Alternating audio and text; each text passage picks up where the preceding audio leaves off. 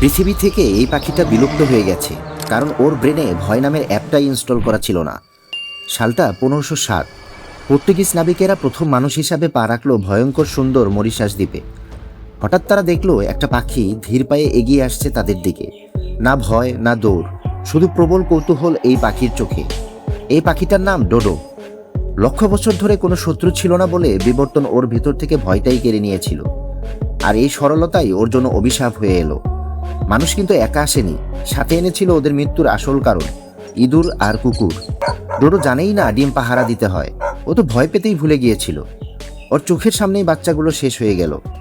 মাত্র 174 বছরের মাথায় 1681 সালে একটা পুরো প্রজাতি চিরতরে সাইলেন্ট। ইতিহাসে এই প্রথম মানুষ লিখে রাখলো, আমরা একটা প্রাণীকে পৃথিবী থেকে নিশ্চিহ্ন করে দিয়েছি। এটাই ছিল মানব সভ্যতার প্রথম কালো দাগ। ডোডো চুপ ছিল, হারিয়ে গেছে, কিন্তু প্রশ্নটা এখনো বেঁচে আছে, পরের ডোডোটা কে?